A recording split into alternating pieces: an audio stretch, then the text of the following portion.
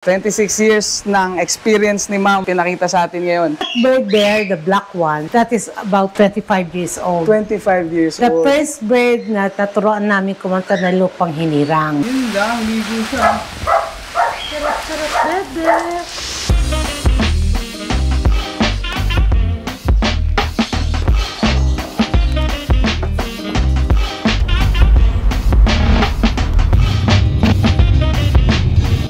Nandito tayo ngayon sa aviary ni Ma'am Milet Escalona. Siya ang aming director sa Birds Inc. Dito sa club namin. Nag-uniform ako, baka pagalitan ako ni Ma'am. So, nandito tayo ngayon sa farm niya. Iikutin natin yung farm niya, tapos tatanungin natin siya dun sa mga routine niya dito, kung ano yung ginagawa niya everyday. Tapos, kung ano yung mga tips na pwede niya ibigay sa mga mag-iibon kagaya natin. Kami ni Ma'am, magkakilala na kami for over 10 years na. Yes. Teacher ko si Ma'am sa ibon. Teacher ko rin siya sa buhay. As in, lahat halos, parang pangalawang nanay ko na si Ma'am. So, very special itong video natin ngayon. Iikot niya tayo, tapos bibigyan niya kayo ng tips. Dito ang farm niya sa Laguna, WFP holder si Ma'am Milet. So, kung bibili kayo ng ibon sa kanya, Legal. lahat legal. Ayun. So sa usaping legal, lahat legal ang Yes. ibon ni Ma'am. So, I would like to show you some of the birds. Ito yung aming mga kakatil na spares. Ang nandito ay ang all fallow female hen, all emerald hens, and all cock fallows. lahat po yan, Ma'am, wala pang may-ari. Pair, wala. Okay po. Walang may-ari, ako pa lang. Kayo pa lang. So, pwede po yan, available po kung gusto nilang bumili. Yung selected few. Okay po, selected few. Then- One question po, quick Yes. question. Ito pong cage na to, alam ko may ano to Yes. meron itong kwento. Etong cage na to. Yung cage na yan, Ma'am, ganong katanda na po yung cage na yan? Siguro mga 30 years. 30 years. 30 years. Guys, Kasi, 30 years na tong cage na to. we've been breeding for 26 years. Yes, Ma'am. Sa 26 years, binili ko to for second hand. At that time, 5 years na sa kanya to. So, from then on, hindi pa namin pinaltan ng kawad ng bakal. In-improve namin kasi nilagyan namin ng tray.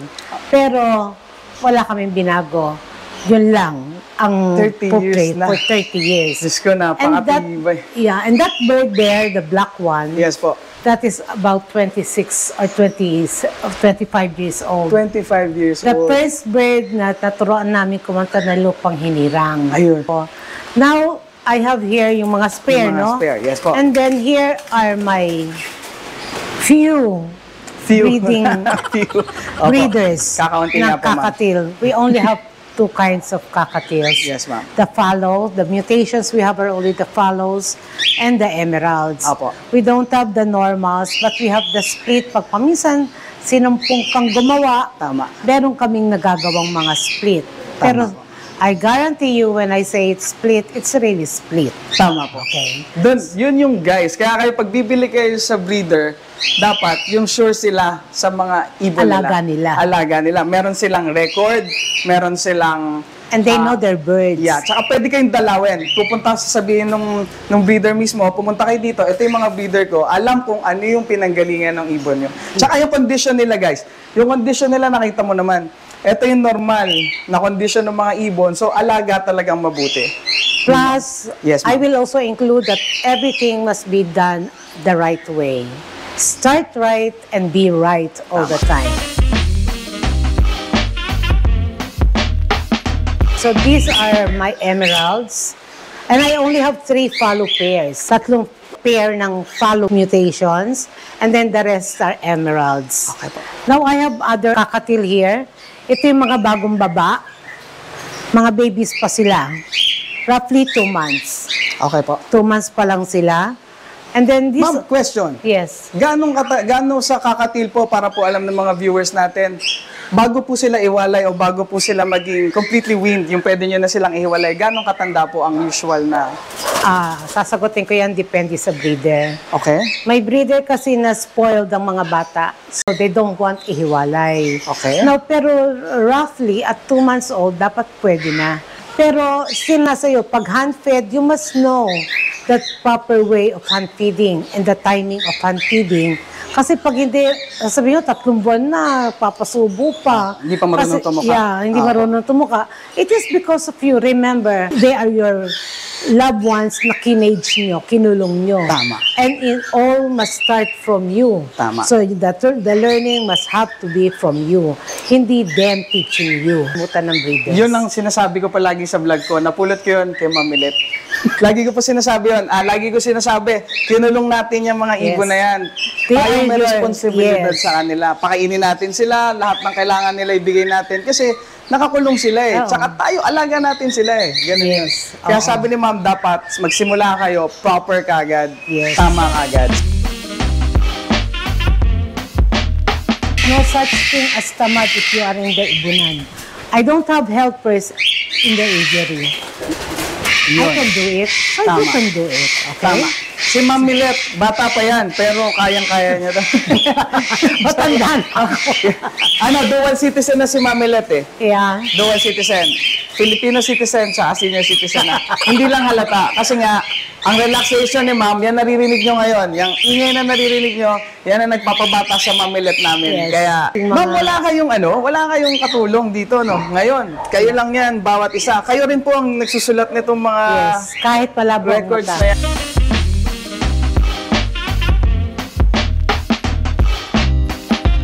Meron po ba kayong tips na mabibigay paano talaga yung tamang management ng aviary po?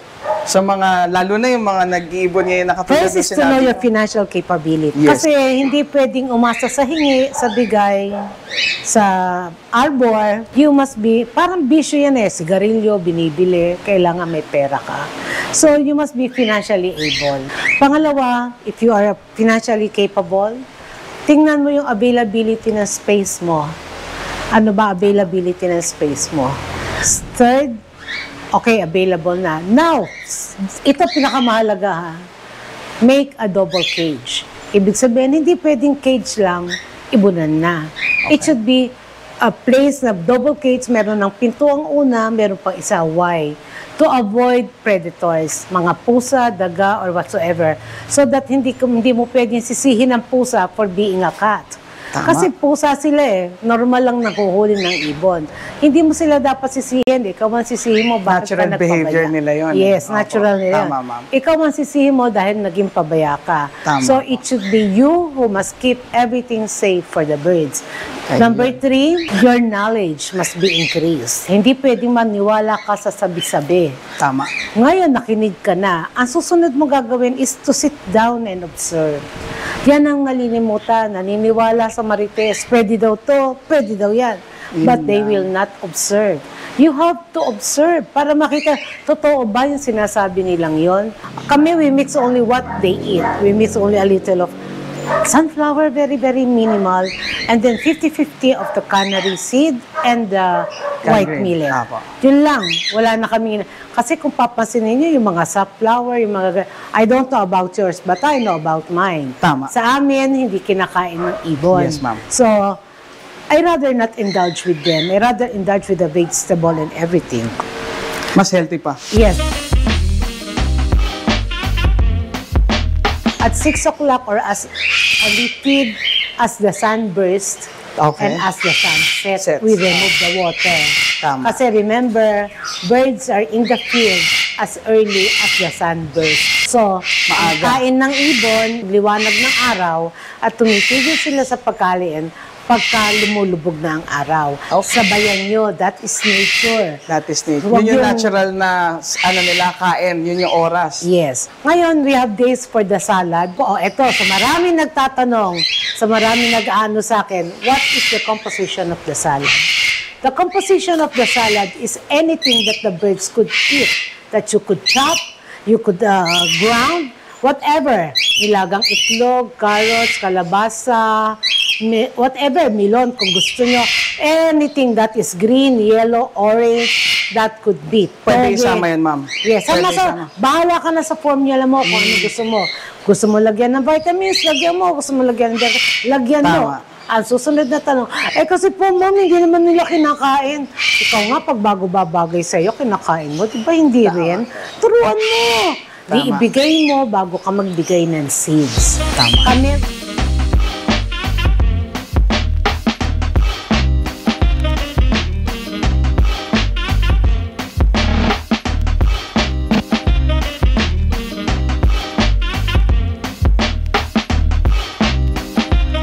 Anong pinagkaiba niya sa iba? Yung mga African lovebirds, kakatil, at saka itong mga big birds na to. Ang African lovebirds kasi, madumi sa lugar. Okay po. Pero thrilling ang colors nila. Okay. Kasi ang dami nilang kulay na pwedeng ilabas eh. Apo. Hindi katulad ng sa kakatil, kung you know your pairing, you know your genetics, sure ka na nang Lalabas. ilalabas mo. Sa ano naman po, ma'am? Sa pagpapakain po, ano po ang pinagkaiba nila? Matrabaho sa big birds, sa mga medium birds, kasi you have to make dicing of the gulay. Salad. Oh. Ma'am, ngayon po, ano naman po yung mabibigay niyong tips lalo doon sa mga bagong nag-aalaga ng ibon? It's very simple. First of all, know yourself. Do you really want to take care of birds or not? Do you have the time to take care of the birds? And then, do you have the knowledge to take care of the birds? And do you have the financial capability to have the birds? If the answer is yes to all of them, then you could start. Okay. Now, if the answer is no, you have to learn. And then, bago kayo bumili, start right by buying to the legal sources. Ayan, Start guys. right all the time. Tama. Katulad niyan, narinig niyo yung sinabi ni ma'am. Ako, 10 years na ako, ma'am, nag-aalaga. More than 10 years na ako nag-aalaga ng ibon. Sa akin, nakikita ko talaga sino yung hobbyist, sino yung... Ako, I joined the club, naka-uniform pa ako. Dahil, hindi para makabenta, ma'am Yes. Dahil dun sa sinasabi niyong knowledge na nakukuha ko para mas ma-improve ko yung sarili ko sa pag-aalaga ng mga ibon natin, ma'am. Yung, Yes. the birds that we love. Ayan, nakita niyo naman yung mga... You will nandito. provide if you love somebody, you will give everything that they Tama. need. Tama. So there's got to be love in your heart for the bird. Ayun, ma'am. Thank you very much po sa pagpasok namin dito na Oh, lagpas. by the way, I'm Yes, ma'am. 26 into breeding.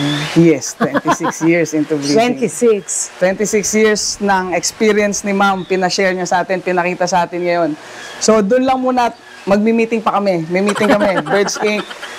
So, kung gusto niyo mag-join sa club namin, magpo-post din ako ng mga events namin And watch this out year. for the coming seminar. And watch out for the coming seminar. Kami rin ni Ma'am Milet, yung mga narinig nyo ngayon, pahapiaw pa lang yon, ano pa lang yon, patikim pa lang yon ng mga malalaman nyo pag kayo sa seminar namin. So ma'am, maraming salamat po. Thank you very much. Thank you sa mga nanonood. Marami sila ma'am, may mga 3. Thank you sa mga nanonood. See you again next time. Bye. Bye.